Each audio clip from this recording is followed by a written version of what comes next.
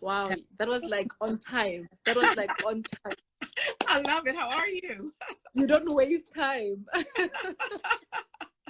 Not at all. Not at all. I'm telling you, I was like, okay, let's see. Okay, she'll come. And you're like, on time. Yes. Yes. Wow. That's what we do. I'm so glad to finally meet you. Same here. It's so good to meet As you. everybody would know, like I bumped onto your profile and I was like, quality. I see quality. Oh, I want us to talk. thank you so much. And you have been great. It's so good to meet you face to face and on your platform. And I look forward to just sharing with you and just seeing where this goes. Yep. I'm so glad to have you here. And everybody, hi, everyone in South Africa who is here now is happy to have you with us. And I mean, it's a beautiful thing for us to be able to talk to each other from wherever we are. Like just talk, just connect and talk and add value to each other's lives. And that's how things change. And that's how we get better. Absolutely. Literally. Absolutely. Yeah. Absolutely. Can I ask you for a second? Is there a way for me to share this live to my Instagram, or that happens later? That happens later. What you can do now, you can probably inform your followers that you're live. But I'm thinking, I don't think there is. I'm not totally like 100% clued up about this. No, you were good. You were good. I'm gonna see. Yeah. So, Doc, do you want to introduce yourself? Absolutely. I am Dr. Marcea, and I am in the United States. I am in Maryland, which is on the East Coast of the USA, and I am a physician and a life coach, and I coach women primarily who are trapped in their, what I call their personal prison of life, and I help them to discover who they are, to decide what they want, and then to deliver on their destiny. Wow, that's nice. Such a nice intro. That sounds so serious. Okay, so the reason I wanted you to be here and join us, I found the title of your book so fascinating, Marked from Birth. And you have a mark right in the middle of your face. I do. And yeah, you do. And I love how you basically eventually embraced it. And it was probably, I'm assuming, I've ordered your book. It hasn't arrived yet. I thought it will be here today and I'll be saying, here's your book. I'm still waiting for my delivery. Yes, well, I haven't read the whole book, but sent it out. I autographed it before it went out, so it should be coming. Oh wow! You even autographed it. That's nice. I didn't even expect that. That's that extra touch. So that was so fascinating. Mark from birth, and you literally have a mark. And some of us have marks, but are not visible. But everyone has a mark. Absolutely.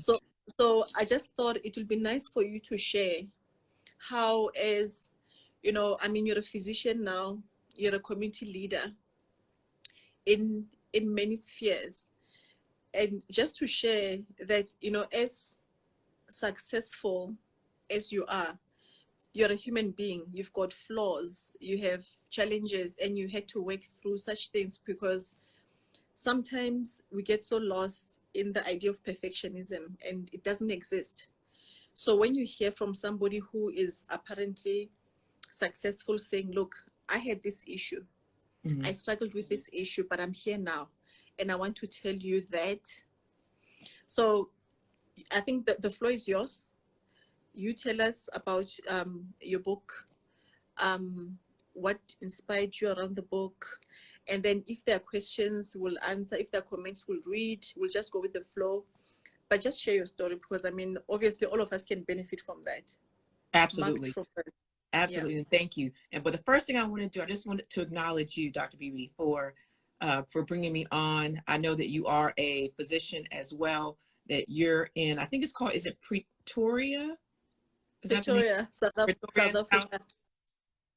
Yeah, yeah, Sure. So yeah. what I was saying was, first, thank you for having me on. And I wanted to allow those who would this live from the US to at least know who you are. Oh, yeah. And so if you could just introduce yourself very quick, I mean, however you want to share, and then I'm going to go in and share and answer the question. Okay. So my stage name is Dr. Bibi. That's my stage name.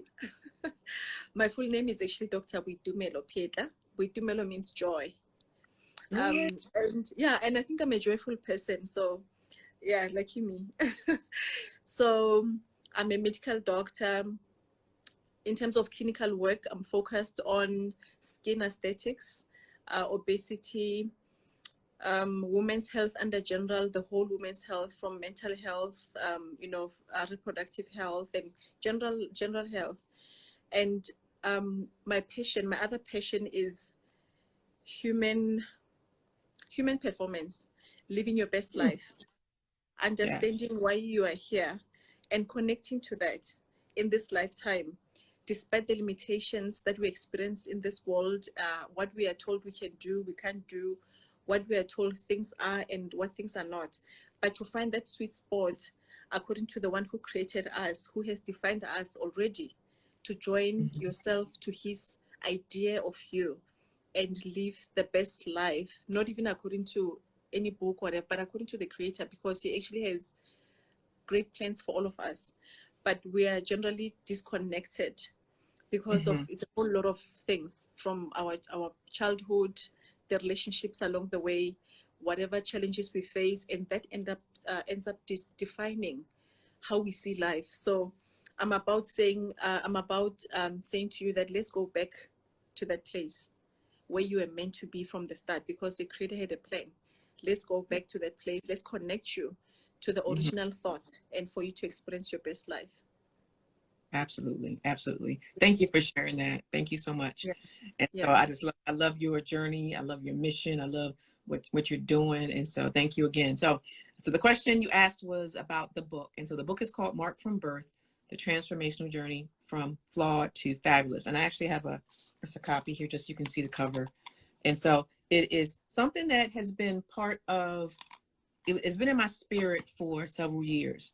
But it wasn't until recently, I guess over the last couple of months, that I actually was able to put pen to the paper and to share my story and to share my journey. And so, yeah, so I have this birthmark on my face, and it was something that I struggled with when I was, coming through, whether, adolescence, through teenage years, through early young adulthood.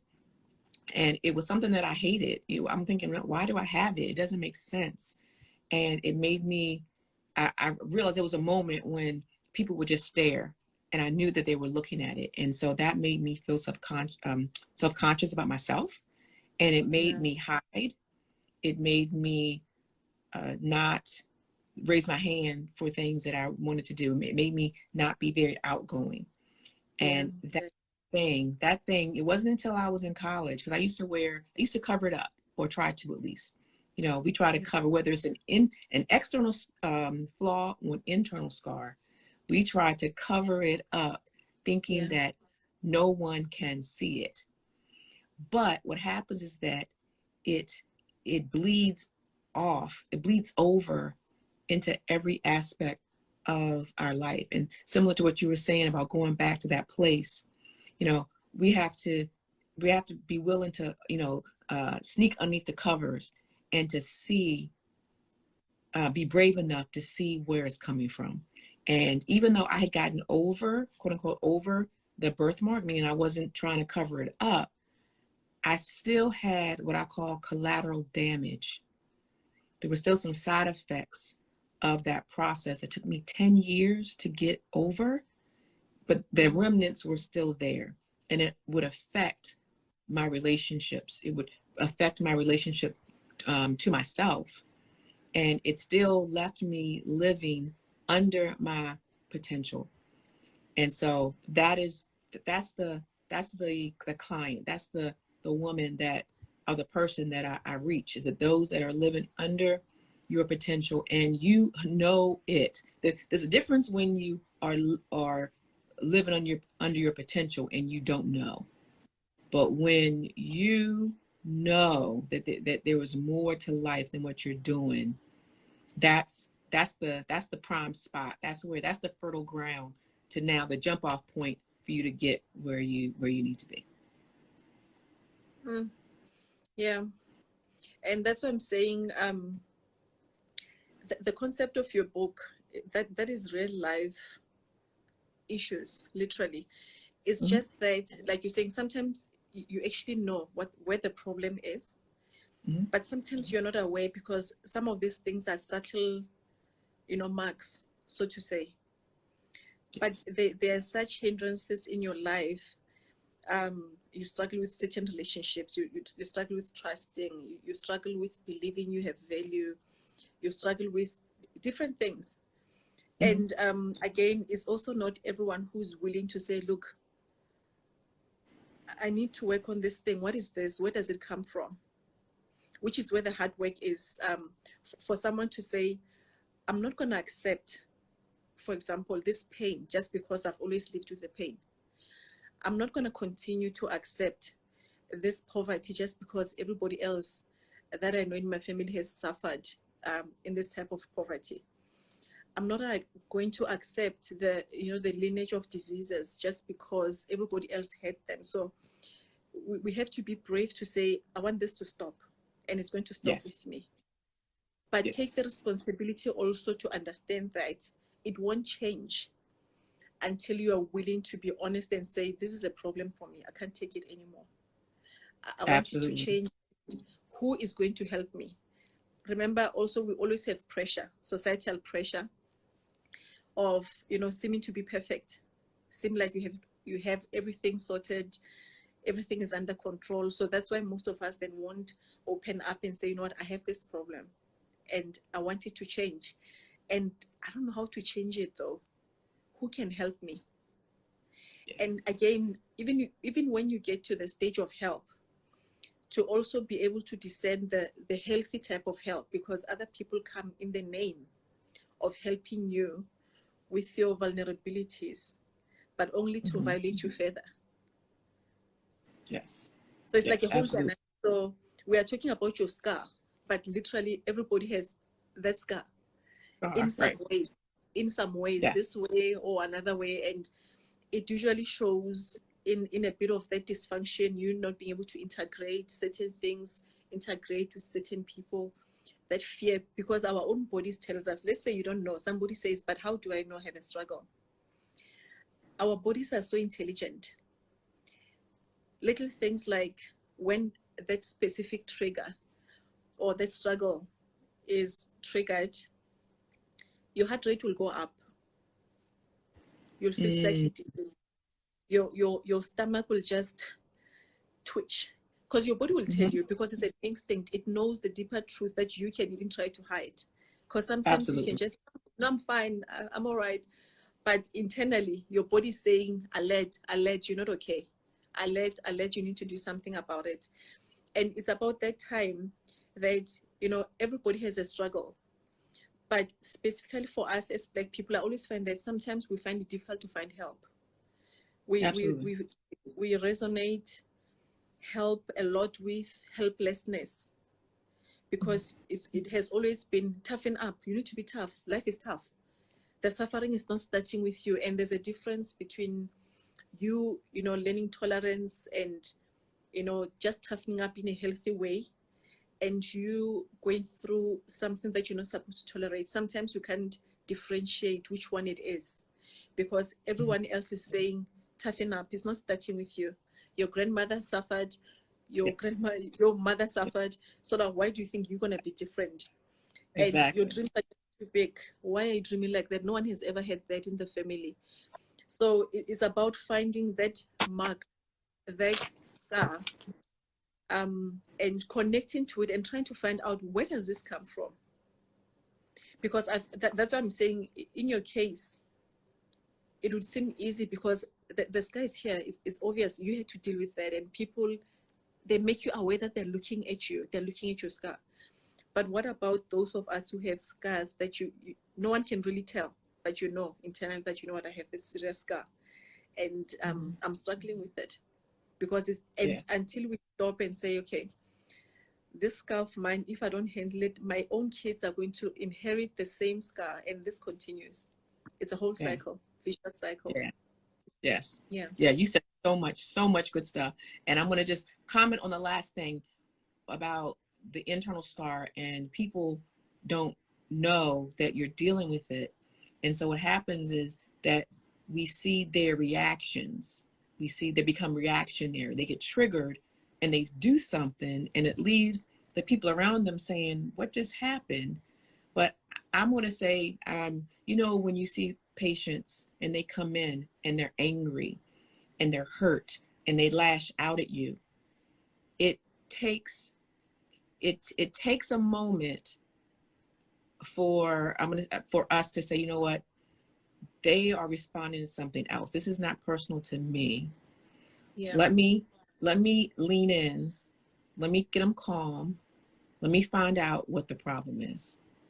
And so as we go through that, not taking it personally, but finding out, okay, they just got evicted, you know, last week, or they broke up with their loved one, or someone died, or someone made them mad. And so now the same process has to happen in this coaching world, in that the response is happening. There's a reason behind it. We call it the why beneath the why, or the underlying reason, whatever that is. We have to get to that so we can then help them get to the next phase.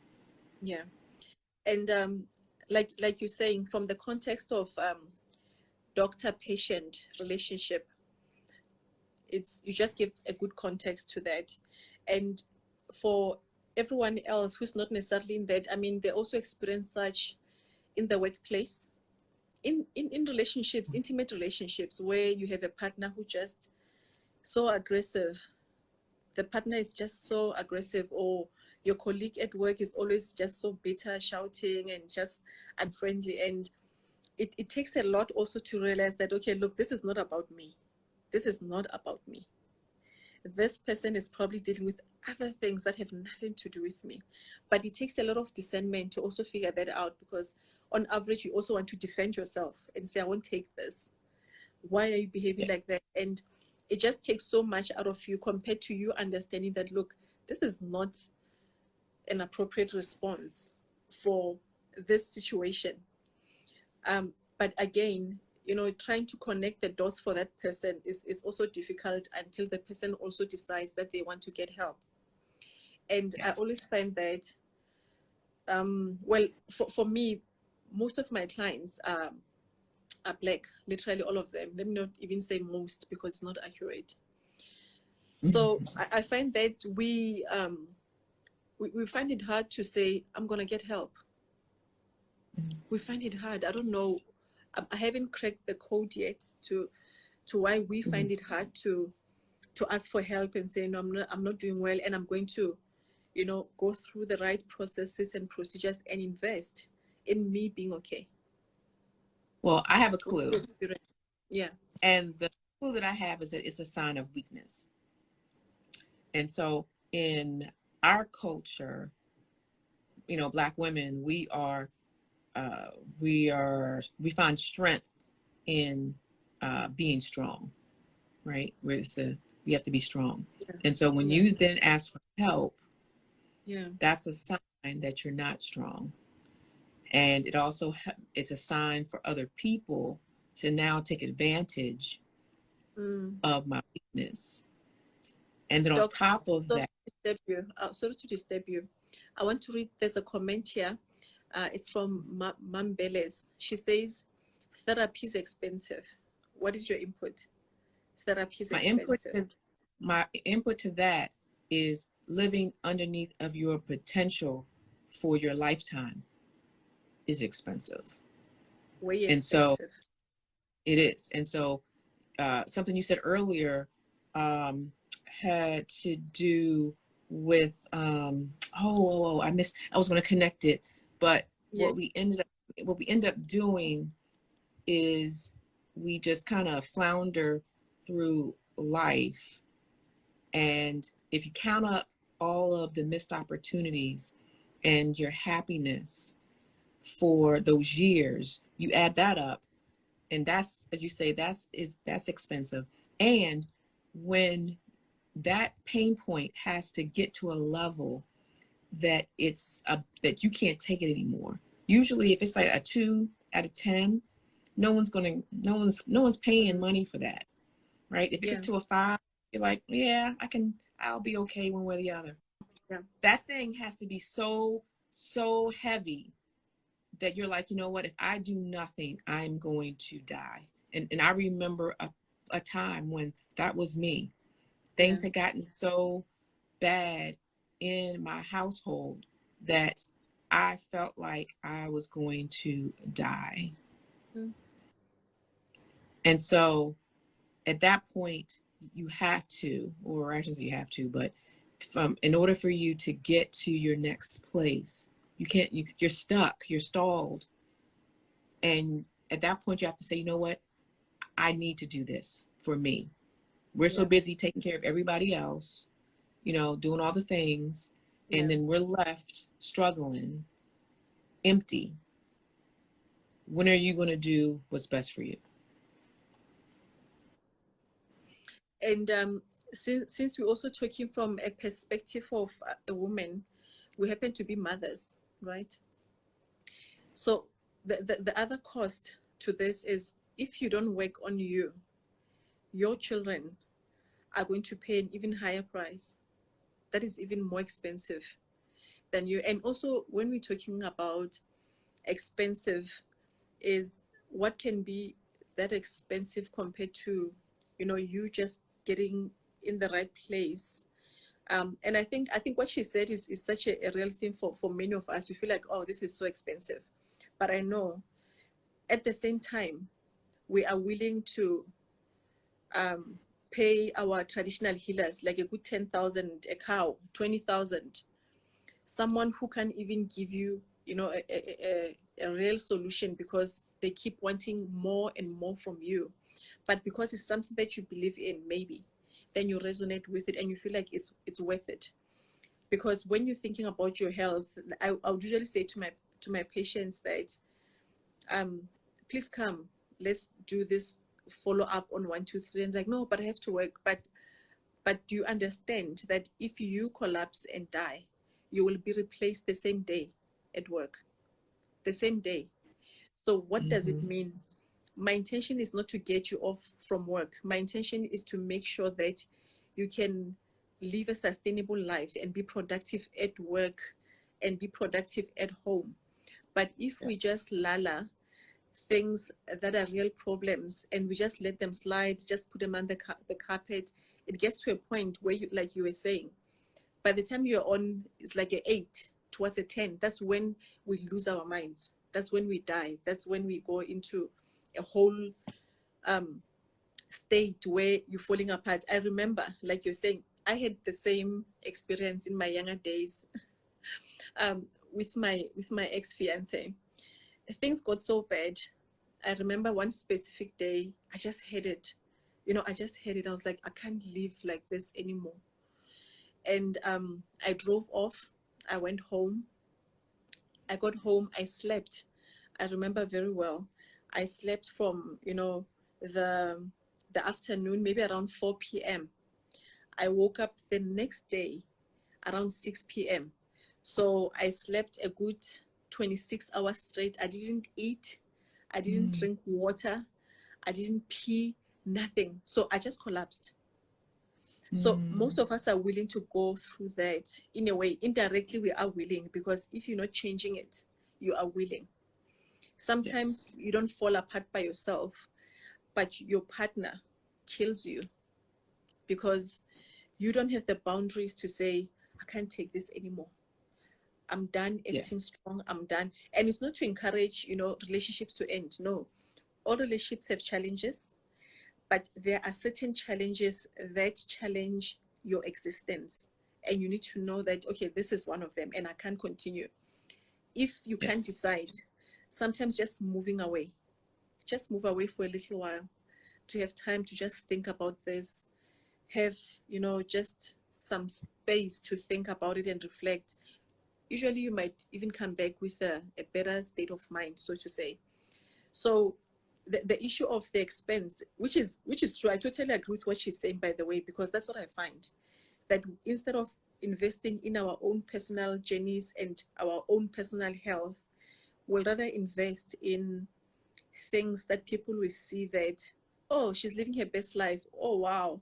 She's dressed in that car. I mean, in that dress.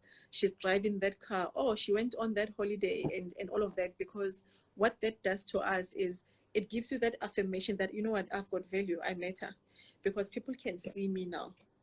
And if you think deeply about that, is why do you want people to see you now and acknowledge you now? Does it mean you are not seen before? Growing up? Does it mean growing up you were seen? So you have to then ask yourself, why am I so hungry for external validation?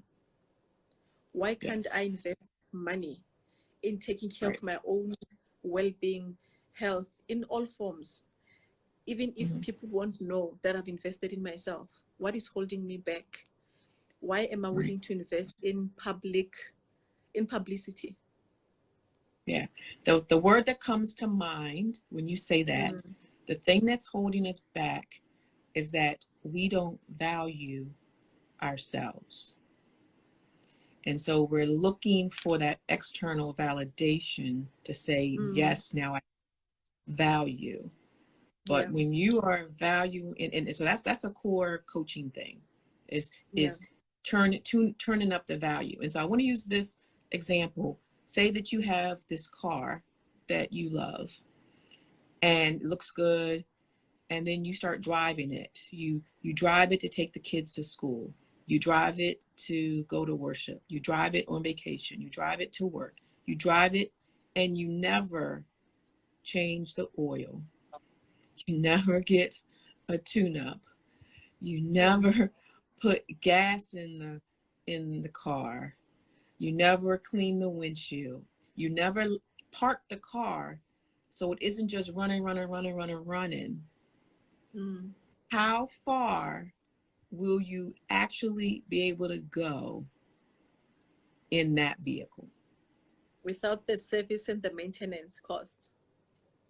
Correct. Yeah, exactly. So there's that investment in the vehicle itself and the maintenance that's going to keep you riding. It's going to allow now other people to come ride with you. You're going to be able to take them farther once you get yourself straight. But that comes with valuing the vehicle, valuing your journey, valuing what has been placed in you, so now you can be a benefit to somebody else. Yeah. That is the hardest thing, I must say. You know, just even for us as professionals, you know, sometimes just to say, today I'm just sitting at home, I'm doing nothing. Do you know how uncomfortable that is? Just sitting at home and doing nothing for the day. Because you are so used to being such a high performer. It doesn't feel right that you're just sitting and doing nothing. And so now your brain that is so trained to say you should be doing something, otherwise you won't pass, otherwise you won't get your A, otherwise you won't do. So you're so used to that routine of always going into overdrive, and which is what has got you to where you are, because you're a high performer. And then you realize that over the years that, you know what, I'm actually exhausted. I can't think clearly anymore. I'm not interested in life anymore. So that's fatigue. That stress eventually gets to burnout, where you can't even think straight. Your decisions are so wayward, poor, because your body is just saying, look, we can't take this anymore. We try to carry you, but this is too much. You have to give us a break. You know, a simple example is, you know, with diabetes, for example, you know, when the sugar drops very low, so what does the body do? So the body will shut down all the other systems to prioritize the brain. So that's why, it just shuts everything down, because it's saying, okay, this person is not ready to attend to the body. So now, because we have to sustain the body, let's preserve the most valuable organ right now. Let's prioritize, because the body will try to help us. It always tries to help us, but we don't listen to the signals the signal is going off. The signal is the headaches, the irritability, the addictions. You're not sleeping. You're not. So the body will always signal, but we keep ignoring that signal. So in terms of diabetes, the sugar drops so low, and the body has to make a decision at that point, because you fail to make the decision for your body. Then the body just shuts out systems. Part of the shutting down is you have to collapse, just have a blackout, so that the demands for the sugar that is left is prioritized for the brain to keep it going. Yes. So that's what happens when we get to that place where we've been tolerating something, we've just been going, and we never gave ourselves time to say, you know, let me just reflect on my life, because no one has also taught us that, you know, sometimes just sit down and, you know, do just a family tree, study your family, 2 generations backwards, understand, okay, where do I come from, my mom, my dad, okay, who were their parents and how did they live, social issues, medical conditions. So everything, just try to understand, because sometimes we really don't know what the problem is, but other problems are obvious, but we don't acknowledge them. We end up thinking, this is normal. Everybody in my family has gone through that. And the only way for us, you know, to get to those marks, especially those internal marks that are not obvious to see, that you struggle with by yourself, the only way actually to get to them is to sit down and just try to understand where you're coming from. Usually there's going to be a pattern that will explain how you're feeling, how you're thinking, and be willing to invest in that and say, I'm going to take care of myself. And it doesn't necessarily mean therapy all the time. Sometimes it's just about doing the basics, eating right, hydrating, sleeping right, healthy relationships, doing your medical checkups, the basics, getting some rest, having time for you and your God, or the way that you connect to your being. That's how you need to regenerate. But most of us, it's either we don't know how to even do it, or we think this is for white people. It's not for black people, because black people are strong. We don't suffer. We're just strong. Like you just die strong while at it.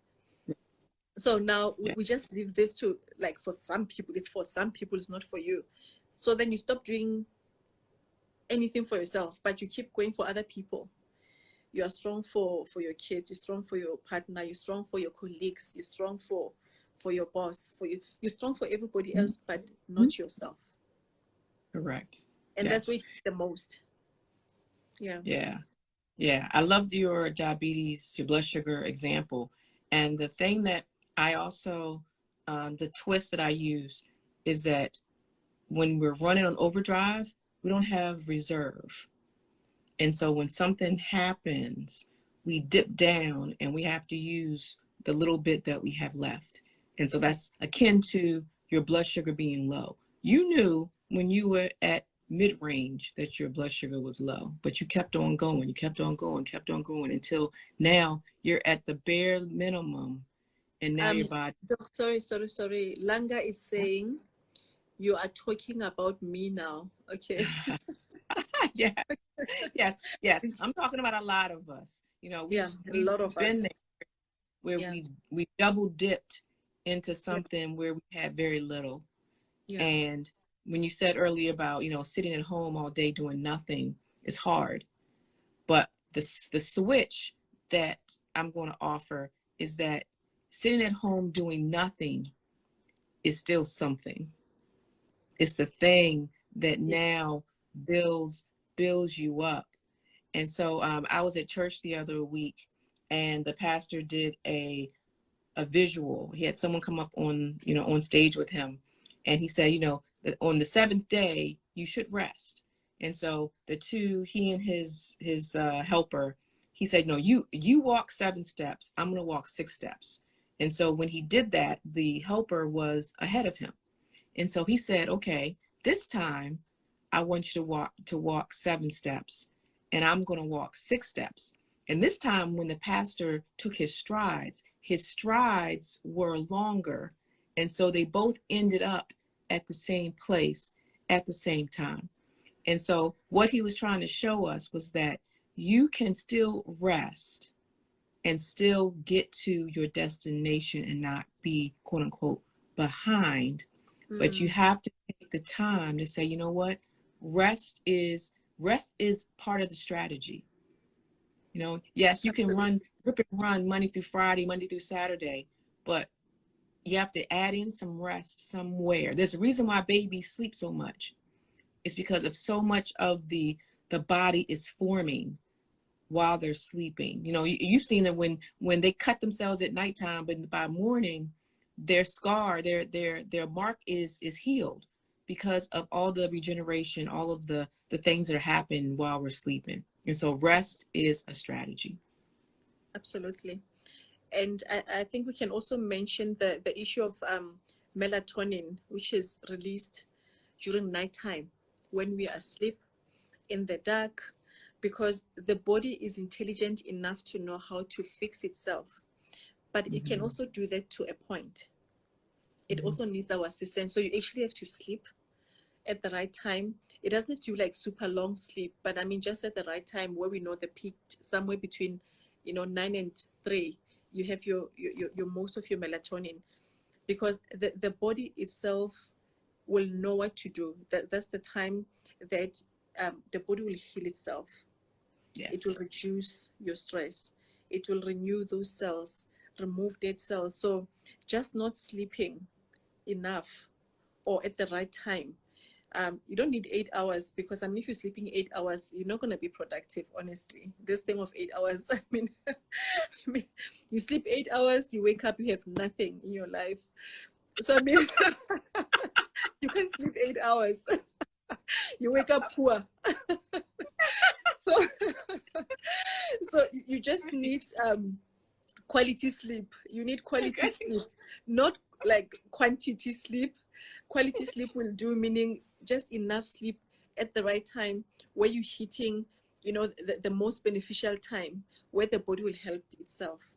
The body just needs, our assistance. But beyond that, it will just shut down. When it says, I tried to help you, I tried to show up for you, and then you just kept pushing me, you just kept pushing. We have nothing. You haven't serviced your car. This body, you haven't serviced the body. You haven't invested in the body. And we're surprised sometimes, we like how other people look. I mean, their skin is beautiful. They are vital. They've got energy. They're always in the right mood. They're productive. And you ask yourself, it's not magic. They're probably doing the basics. So meaning anyone can actually do it. And it doesn't cost to do that, because we're not meant to buy the basic livelihood for us to keep ourselves sustainable. So some things are really basics. But then again, beyond the basics, sometimes, in our life journeys, you hit a point where you realize that I cannot do this by myself anymore. I need intervention. So you just need to know, am I at a place where I need external intervention? I need someone to come and hold me by my hand and pull me out of this, because I can't do it myself. I mean, at some point, I had that prayer myself. I was like, God, with some relationship, I was like, God, if it means you need to drag me out of this relationship, drag me out. If I'm making a wrong decision, drag me out of this relationship, drag me out and throw me out of this. Because sometimes you also can't decide, should I go, should I stay, should I go, should I stay? And the prayer should always be, let your will be done. But sometimes you are scared to say, let your will be done, especially because what if I don't like the will? What if the will is not matching what I want now? But the beautiful thing is, when you teach yourself to let go and allow God to take over, you don't fear anymore, and you let him take over your decisions to a point that even if some of them will not be what you hoped for, but for his sake and for your faith in him, you just hold and you just walk along. Usually along the way, then it makes sense. Only later it makes sense. But our stress also comes in because we want to have total control of what's happening, and we want to control the outcomes. That is the most stressful thing, trying to control the outcome. Yeah, absolutely. That is, we try to, because the bottom line is you can only control what you can control. And as you say, sometimes we just have to allow God just to handle it but then we we take it back. We say, you know, God have it. And then we're like, you know what? I think I'm going to do this. And so we end up taking it back. And so just kind of allowing ourselves to lay it down and walk away. It's hard sometimes. Yeah. Yeah. So back to your book. Mm-hmm. So in terms of practically speaking, so you're saying for those that have just joined now, you grew up with a mark on your face, which is visible for anyone to see. And you struggle with this most of your childhood, because everyone will be looking and trying to see, okay, how is she coping? Is she okay? Is she normal? Because everybody's just, and some people are not socially intelligent to think like, okay, no, if I look at her, she's going to feel uncomfortable. Let me wait for her to look that way, and then I look at her. They just look at you like, what is that? So sometimes some of us are in that space where we can't, you know, apply our minds and emotions and think, but if I do this, how is it going to make her feel? So you had to live through that. And it affected a lot of your decisions, basically, because like you're saying, you end up hitting low most of the time because you're always trying to avoid people seeing the scar. So you're like, okay, I'm going to do whatever it takes for people not to notice me, because there's an error with me. There's something wrong with me. This is not okay. This is unusual. Because you look around, you're like, no, but this is not usual compared to other people. Then, of course, you feel left out. And until you can handle it, then it becomes your burden. And it stands before you in everything that you do. You always have to consider that first. And to a point that even if you have to go and win the lottery, and you're like, oh, my makeup is finished today, you'd rather not win the money. Like, oh, shucks, I can't go out. So that's how bad it can be when you haven't processed it. So for you, how did you process it? Like, how did you do it to get to a place where you say, no, you know what, there's no mistake with me. God never makes mistakes with creation. How did you get to that? Yeah. So I hid and I went on mute. So even there was a lot of things in my head that I had ideas. I'm creative. I knew how to fix some things, but I wouldn't say it. I wouldn't. There was never a time. I shouldn't say never, but if there was a time that the spotlight was now going to be on me, I would pull away from it. Even in class, even in medical school, I wouldn't ask a question in the midst of the class. I would wait till after class was over and go and talk to the teacher as they're walking out or go to office hours. And so how I got through that is it was a 10-year process, but I finally just decided this is who I am. I accepted me. But my story is just an example of what happens, I believe, to almost everyone. We've talked about everybody has something. Everybody has that flaw, that scar, that imperfection, whether it's visible or whether it's not. And so we have to get to a place where we are valuing ourselves. And a lot of times that doesn't come on our own. It takes someone else, whether it's a family member, whether it's a mentor, whether it's a teacher, whether it's a therapist, whether it's a coach, whether it's a best friend, whoever. There's someone who is adding value. But what I noticed was that even when I told you that this birthmark process also played out in my marriage, in my relationships, but it takes someone from the outside to say, hey, why did you, what was going on in your head here? For them to see your, I'm going to call it thought error. Okay, so you meant this meant this. Okay, the birthmark meant that you were ugly. Is that what you're saying? I'm like, yes. But do you really believe that you were ugly? I'm like, well, I mean, I don't see it. So until someone says they see it. And so you have to do the switch. There has to be some switch in your mindset, in your thought process. And for me, I didn't want every issue of mine to take 10 years to get over. I was like, I cannot waste 10 years on every flaw I had, because I also stuttered when I was younger. And so that was just one more thing on top, another thing that kept me mute. And so if you count up all of the flaws you have, that can take you into 100 years old trying to get rid of them. But there's a calling on each of our lives to get to it, to figure it out so that you can help somebody else get where you are. Absolutely. Wow. So I think you're also saying, like what you just said now, is that God will always, if I can, well, I like using the word God. God will always send you someone, you know, to remind you of how he sees you. Yeah. How the whole intention that he had about you all along.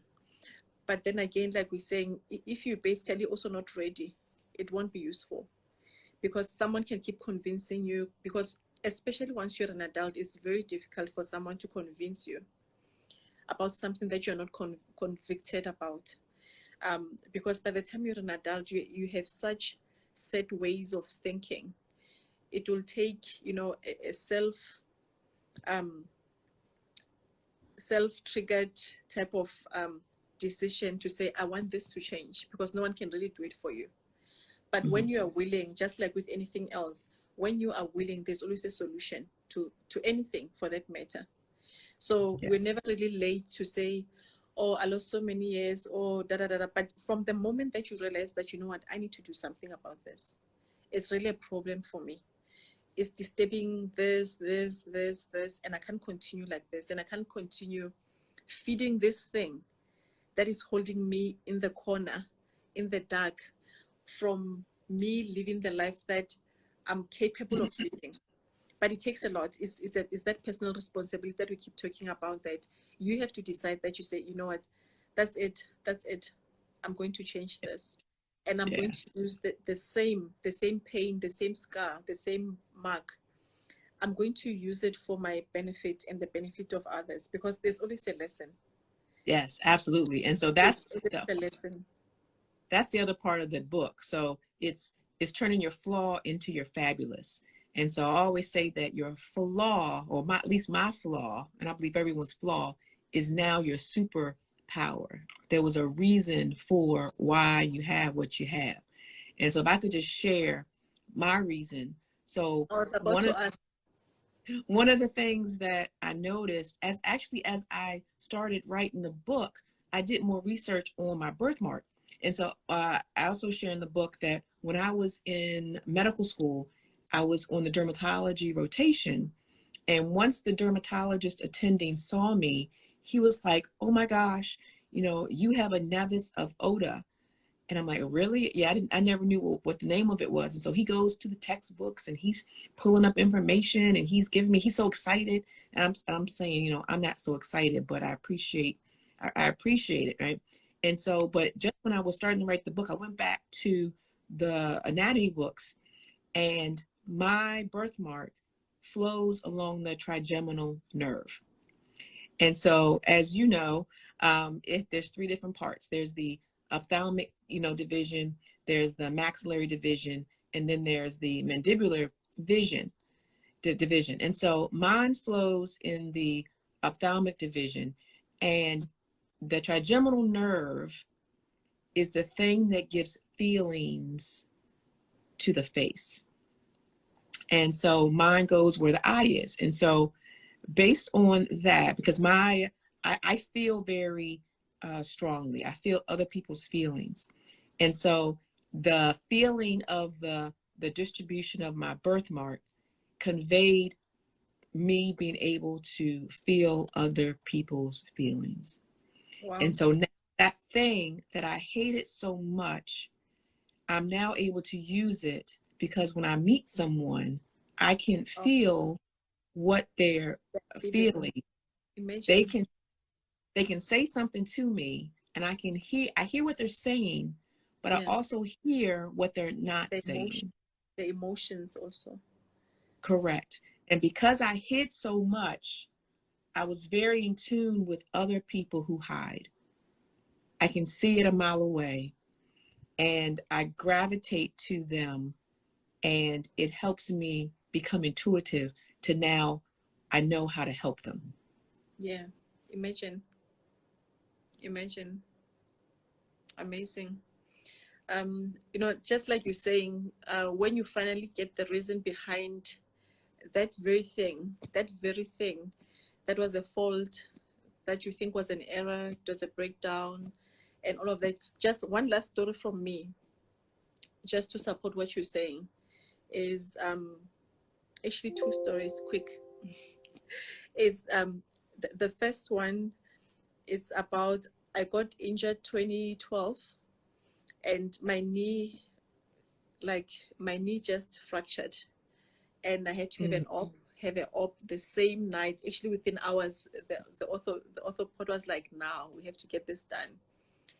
And yeah, for a moment I was like, oh my God, what's going on here? Because I didn't even do anything risky or dangerous, and now I'm in theater getting an op, and I was just relaxing, playing paintball. But the beautiful thing about that injury, me going through theater, written off to be on bed rest for whole 3 months, from being so busy, being productive, and being this powerful woman. I'm doing this, I'm doing that, was that then I got home 2 weeks later. My kids didn't care about me. They didn't recognize me. I was like, oh my God, thank you for this, because I know that's the reason you broke my knee, so that I can stop and notice the important things that I always said they're important to me. And then I lost track along the way. So that is part of the message also, especially for the mothers, to say, yes, you are powerful. Yes, you are capable, but don't get lost in that power, because there's nothing that can replace your place in your children's life. One, that's the first one. The second one, just me going through a difficult relationship before, it allowed me to, to be able to relate to other ladies who struggle in relationships, who have that emotional turmoil, and I easily connect to that because I know exactly what they're feeling. So it's easy for me to relate and to talk about it, and to understand that, you know what, I'm a real person. Because before, honestly, I never really experienced like hardships. Just being honest, I never did. But just that challenge, because it went on and on and on, it's almost like I was stuck. But then eventually when I was out, I was like, okay, I think this was the reason, so that I can relate to someone explaining to me why they're staying in an unhealthy relationship, to understand the dynamics, the emotional and spiritual dynamics that goes with that. So now I can relate. And I can also say, going further, yes, I understand you there, but this is not even God's vision for your life. But of course, each situation is unique. But just to get to that place where you say, I still want to live, I still want to experience God, I still want to have hope and be excited about life, despite the challenges that I'm in now. What are the responsibilities that I need to take for me to experience that best life? Take responsibility and get up and move along, because yeah, at some point you just lose yourself, and until you have nothing to give, and no one is coming to, people can say, no, just hold on, it's okay, we see what you're doing. And when you suffer alone, and it just takes so much from you. Lenvin is saying empathy. Lenvin, can you just elaborate what you mean? I know Doc has to go now. We've kept you on for an hour, so it's been great. but it's been so great. Such a beautiful conversation. That we're so lost in time now to say, oh my God, what time is it? It's an hour later. This was so great. I hope Lenvin will elaborate on time. Doc, from your side, in closing, what is your message from you? My message, one, is that everybody has something. And in the midst of that, your flaw, your scar, your imperfection is actually pointing you in the direction of your purpose. And there is a a saying that can be said both ways, is that purpose without power self-destructs, but also power without purpose self-destructs. And so you need them both. And so when you're struggling with that flaw, you may not be able to find your purpose. You may not be able to see where it is, but keep going in that direction, and you will then find your purpose. And then the flaw gives you power in order to carry out the work that you have been called here to do. So the flaw gives you the conviction to do it, Mm-hmm. despite, Mm-hmm. because Mm-hmm. it's your flaw. It's unique to you. Yeah. Power. Yeah. Yeah. It's giving you pain. Thank you. Pain. Say it again. No, I was just reading the message there. Amorin says thank you. And you're welcome. Another lady also said thank you so much, Doc. You're I don't know very which welcome. dog. I don't know which dog, you or me or both of us. But we both accepted. Exactly. Double. So Lenvin actually wrote, and the issue of empathy. He's asking if maybe what you were saying, that when you can feel what somebody's feeling, so basically you become empathetic. Okay, I guess Yes. Even just what we shared, that once you have experienced that thing, you are more tolerant, you are more sensitive, because it's real. So Langa says both. She says it's for both of us. Thank you. Thank you. So Livoniel says the flaw gives you the conviction to follow your purpose, equals to power to that. Yeah, beautiful one. Yeah. Nice summary. Yes. And then she says, thank you so much, doctors. I think we had so much fun. I really enjoyed talking to you. It's like we have always known each other, and like it just feels so nice and flowy. Absolutely. Yeah, so we'll talk. Yes, Doc, we will. Thank you so much. Can we let you go now? Yes, thank you. Have a great evening. It's daytime here, so I have a few more hours of things to do. But it has been a pleasure, and I can't wait for us to do something like this again. Absolutely. I definitely enjoyed myself, and everyone here enjoyed themselves. Thank you so much for your time.